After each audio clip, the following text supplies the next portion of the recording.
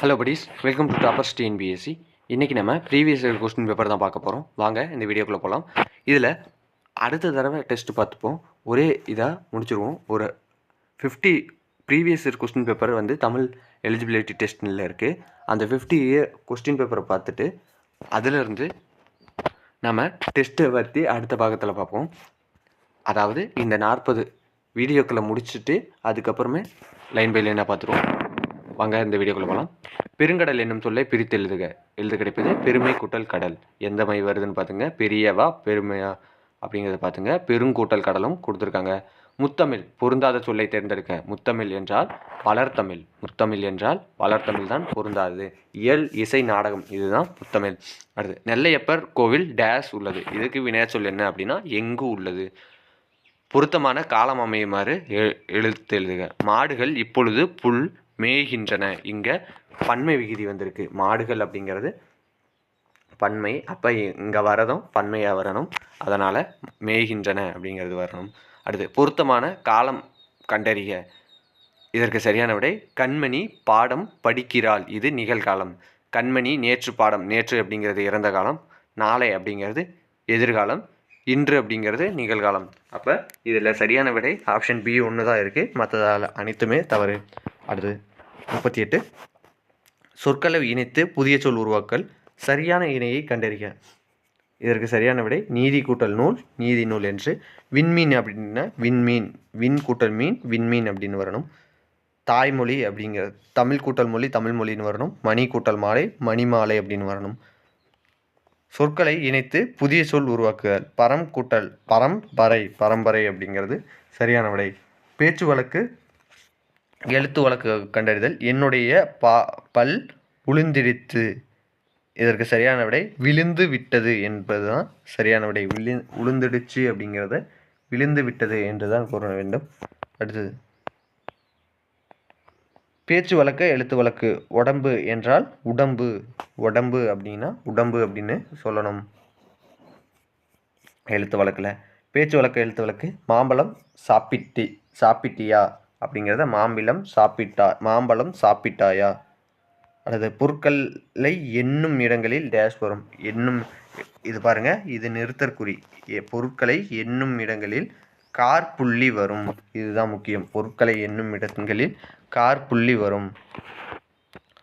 அடுத்தது சரியான நிறுத்தக்குறி இடப்பட்ட தொடரை கண்டறிக. சரியான நிறுத்தக்குறிகள் இடப்பட்ட தொடரை கண்டறிக. இதற்கு சரியான விடை முத்தமிழ். அப்படின்னா இங்கே என்ன புள்ளி அப்படின்னு பார்த்துக்கங்க. இது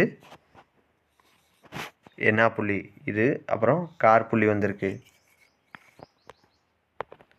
முக்கார் புள்ளி அதாவது முத்தமிழ் அப்படிங்கிறது ஒரு இதை விரிவாக சொல்கிறது சுருக்கி சொல்கிறதுக்கு முத்தமிழ் அப்படிங்கிறது முக்கார் புள்ளி ஒன்று இடுவோம்.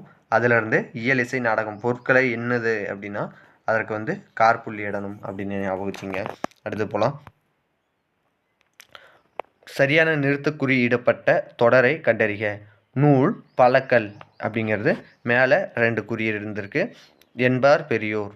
திருக்குறள் அறம் பொருள் இன்பம் என்னும் 3 பால் கொண்டது. முப்பால்களை கொண்டது.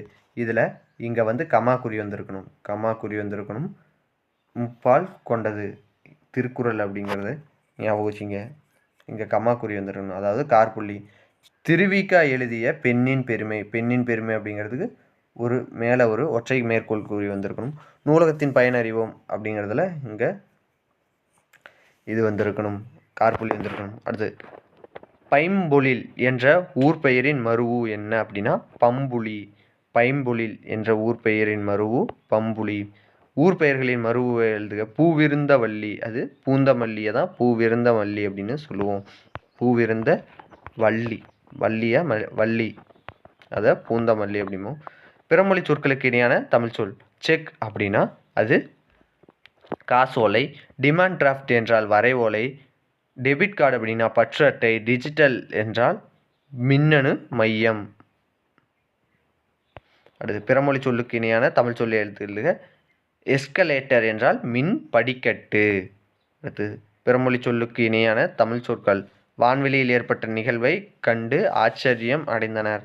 ஆச்சரியம் அப்படிங்கிறதுக்கான தமிழ் சொல் என்ன அப்படின்னா வியப்பு.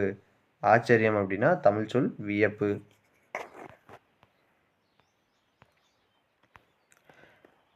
விடை வகைகள் பாருங்கள். நீ விளையாடவில்லையா என்ற வினாவிற்கு கால் வலிக்கும் என்று கூறுவதை உரைப்பது என்ன அப்படின்னா உருவது கூறல். நீ விளையாடவில்லையா என்ற வினாவிற்கு கால் வலிக்கும் என்று கூறுவதை உரைப்பது உருவது கூறல். அதாவது உருவது அப்படின்னா நடக்க போகிறத கூறுவது. உருவது அப்படின்னா தனக்கு என்ன நடக்குமோ அதை கூறுவது அப்படின்னு பொருள். நடக்க போவது. உருவது அப்படின்னா நடக்க போவதை கூறுவது. இதை வச்சு போட்டுடலாம். கீழ்கண்ட பேச்சு வழக்கு சொற்களை எழுத்து வழக்கு சொல்லாக மாற்றுக. நான் நேற்று வந்த. இதற்கு சரியான சொல் நான் நேற்று வந்தேன் என்று தான் சொல்ல வேண்டும். அடுத்து நீ பாடவில்லையா என்ற வினாவிற்கு வாய் வலிக்கிறது என்று உரைப்பது உற்றது உரைத்தல். நீ பாடவில்லையா என்ற வினாவிற்கு வாய் வலித்தது என்று கூறுதல் உற்றது உரைத்தல். அதாவது உற்றது அப்படின்னா என்ன அப்படின்னா உற்றது அப்படின்னா நடந்தது அப்படின்னு அர்த்தம். நடந்தது. இதுவே உருவது அப்படின்னா நடக்க போவது அப்படின்னு அர்த்தம். நடக்க போவது அப்படின்னு அர்த்தம். அடுத்தது ரிட்ஸ் அப்படின்னா சட்ட ஆவணங்கள். ரிட்ஸ் அப்படின்னா சட்ட ஆவணங்கள். அடுத்த கொஸ்டின் அக்ரோ இண்டஸ்ட்ரி இதற்கான சரியான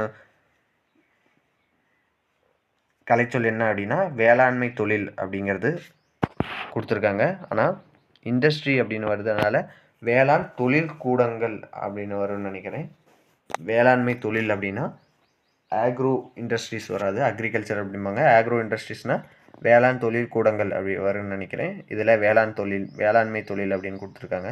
அடுத்து விழலுக்கு இறைத்த நீர் போல என்ற சொற்றொடரில் உவமை விளக்கும் பொருள். இது பயனற்ற சொல். விழலுக்கு இறைத்த நீர் போல இதற்கு பயனற்ற சொல். உவமையால் விளக்கப்படுவது நெல்லிக்காய் மூட்டையை கொட்டினார் போல இது ஒற்றுமை இன்மை. நெல்லிக்காய் மூட்டையை கொற்றினார் போல இது ஒற்றுமை இன்மை.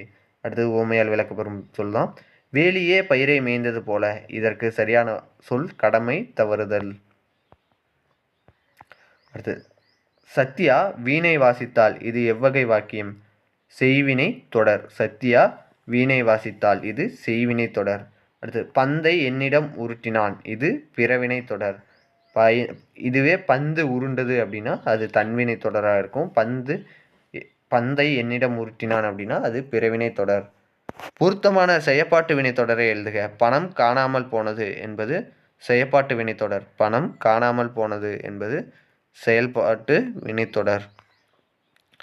62 காமராஜரை கல்விக்கண் திறந்தவர் என பாராட்டியவர் தந்தை பெரியார் ஆவார்.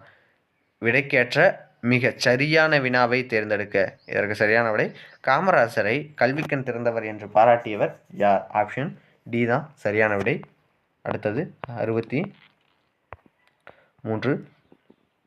தமிழில் திருக்குறள் எனக்கு மிகவும் பிடித்த நூலாகும்.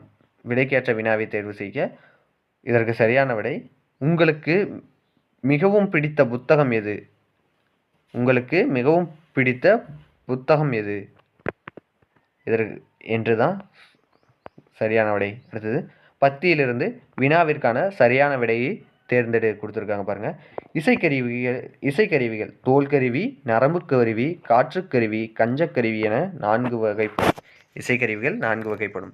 விலங்குகளின் தோலால் மூடப்பட்டு செய்யப்படும் கருவிகள் தோல்கருவிகள் எனப்படும். நரம்பு அல்லது தந்திகளை உடையவை நரம்பு கருவிகள் எனப்படும். காற்றை பயன்படுத்தி இசைக்கப்படுபவை காற்றுக்கருவிகள் எனப்படும். ஒன்றையொன்று மோதி இசைக்கப்படுபவை கஞ்சக்கருவிகள் எனப்படும். இதை வச்சு நாம் இங்கே விடையளிக்கணும். இசைக்கருவிகள் எத்தனை வகைப்படும்? நாம் இசைக்கருவிகள் 4 வகைப்படும். இசைக்கருவிகள் 4 வகைப்படும். அடுத்து நரம்பு கருவிகள் எவை?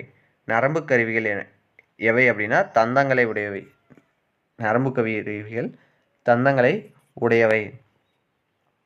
அடுத்த கொஸ்டின் ஒன்றோடு ஒன்று மோதி இசைக்கப்படுபவை கஞ்சக்கருவிகள். காற்றை பயன்படுத்தி இசைக்கப்படுபவை காற்றுக்கருவிகள். அடுத்து விலங்குகளின் டேஸால் மூடப்பட்டு செய்யப்படும் கருவிகள் தோற்கருவிகள். தோலால் மூடப்பட்டு செய்யப்படும் கருவிகள் தோற்கருவிகள். ஒருமைப்பன்மை பிழை நீக்கி எழுதுக. அம்பேத்கர் ஒடுக்கப்பட்ட மக்களின் உயர்வுக்காக டேஸ் உழைப்பை நல்கினார். தமது உழைப்பை நல்கினார் என்றுதான் வரணும். தமது, தங்கள், தாங்கள், தனது.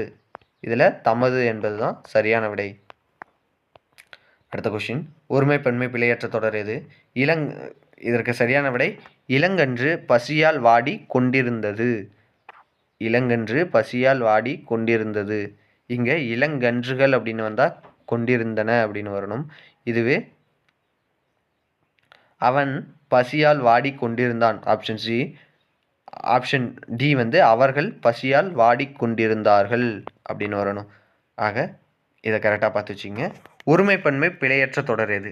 இதற்கு சரியான விடை ஆப்ஷன் ஏ. ஆயுத எழுத்து தலையை இடமாக கொண்டு பிறக்கிறது என்பது சரியான விடை. அடுத்து சொற்பொருள் தருக. இதற்கு சரியான விடை ஆப்ஷன் சி. சாந்தம் என்றால் கருணை, மகத்துவம் என்றால் சிறப்பு, தாரணி என்றால் உலகம், இரக்கம் என்றால் கருணை. சாந்தம் என்றால் அமைதி, சாந்தம் என்றால் அமைதி, மகத்துவம் என்றால் சிறப்பு, தாரணி என்றால் உலகம், இரக்கம் என்றால் கருணை. அடுத்த கொஸ்டின், சொல் மற்றும் பொருள் தருக. தமர் என்றால் உறவினர், முனிவு என்றால் சினம், தார் என்றால் மாலை, முடி என்றால் தலை. முடி என்றால் தலை. தமர் என்றால் உறவினர், முனிவு என்றால் சினம். ஞாபகம் வச்சுங்க. அடுத்து பிழை திருத்தம் ஒரு ஓர். இந்த ஒரு ஓர் இதை எங்கே யூஸ் பண்ணுவோம்? இன்னொன்று அது அஃது ஒரு ஓர் இதை எங்கே யூஸ் பண்ணுவோம் அப்படிங்கிறத பார்த்துக்குங்க. அது ஒரு இனிய பாடல். அது அப்படிங்கிறதுல இங்கே அஃது ஓர் இனிய பாடல். அதாவது ஓர் இதை எங்கே யூஸ் பண்ணணும்னா உயிரெழுத்து இருக்கணும். உயிரெழுத்து முன்னாடி இருக்கிற முதல் எழுத்து உயிரெழுத்தாக இருக்கணும். இங்கே உயிரெழுத்து இருந்தால் இங்கே ஒரு அப்படிங்கிறது இங்கே மெய்யெழுத்து இருக்கணும். மெய்யெழுத்து முதல் எழுத்து உயிர்மெய் எழுத்தாக இருந்தால் இங்கே ஒரு அப்படிங்கிறத யூஸ் பண்ணுவோம். மெய்யெழுத்துங்கிற உயிர்மெய் எழுத்து. இதுவே அது அஃதுங்கிறதுல இங்கே உயிரெழுத்து, அஃதுங்கிறதுல உயிரெழுத்து வரணும், அதுங்கிறதுல உயிர்மெய் எழுத்து வரணும் அப்படிங்கிறத ஞாபகம் வச்சுங்க. இதில் அது ஓர், இங்கே ஒரு அப்படின்னு வருதா, அப்போ இங்கே அஃது ஓர் அப்படிங்கிறதுல இங்கே பார்க்கணும். இனிய அப்படிங்கிறது உயிரெழுத்தாக வருது, அப்போ இங்கே ஓர் அப்படிங்கிறது வரணும். அப்போ அஃது ஓர் இனிய பாடல் அப்படின்னு வரணும். அடுத்தது பிழைத்தெடுத்துக்க. ஓர் அணில் மரத்தில் ஏறின. இதற்கு சரியான விடை ஓர் அணில் மரத்தில் ஏறியது என்றுதான் சரியான விடை. ஒயிலாட்டத்தில் இருவரிசையில் நின்று ஆடுகின்றன. இத்தொடரின் செயற்பாட்டு வினைத்தொடர் எது? ஒயிலாட்டம் இருவரிசையில் நின்று ஆடப்படுகின்றனர். ஒயிலாட்டம் இருவரிசையில் நின்று ஆடப்படுகின்றன என்பது சரியான விடை. அடுத்தது அப்துல் நேற்று வந்தான். இது எவ்வகை தொடர்? இது தன்வினை தொடர். அப்துல் நேற்று வந்தான் என்பது தன்வினை தொடர். 78. சொற்களை மாற்றியமைத்து சரியான தொடரை தேர்ந்தெடு. இதற்கு சரியான விடை முக்காலமும் உணர்ந்தவர்கள் நம் முன்னோர்கள் என்பது சரியான விடை. நம் உணர்ந்தவர்கள் முக்காலமும் அப்படிங்கிறது தப்பு. முக்காலமும் முன்னோர்கள் நாம் உணர்ந்தவர்கள் என்பதெல்லாம் தவறான விடை. இதற்கு சரியாக இருக்கிறது ஆப்ஷன் ஏ தான். அடுத்தது சொற்களில் கூட்டு பெயர்களை எடுத்து எழுதுக. வெற்றிலை என்றால் வெற்றிலை தோட்டம் என்று சொல்லுவோம். வெற்றிலை தோப்பு சொல்ல மாட்டோம், வெற்றிலை தோட்டம் என்று தான் சொல்லுவோம். அடுத்தது என்பது இந்த வீடியோவோட கடைசி கொஸ்டின். பொறுத்துக. முள், பூ, பணம், தேயிலை. இதை பொறுத்தனா முட்புதர் அப்படின்னு சொல்லுவோம். அப்போ ஆப்ஷன் 3ல் இருக்குது. பூ தோட்டம் அப்படின்னு சொல்லுவோம். பணம் இதுக்கு என்னன்னா பூஞ்சோலை அப்படிம்போம். முள் புதர், பூஞ்சோலை. பனங்காடு, தேயிலை தோட்டம் அப்படின்னு சொல்லுவோம். முள்புதர், பூஞ்சோலை, பனங்காடு, தேயிலை தோட்டம் அப்படின்னு சொல்லுவோம். இதோட இந்த வீடியோ முடியுது. இந்த வீடியோ பிடிச்சிருந்தா லைக் பண்ணுங்கள், ஷேர் பண்ணுங்கள், சப்ஸ்கிரைப் பண்ணுங்கள். நன்றி.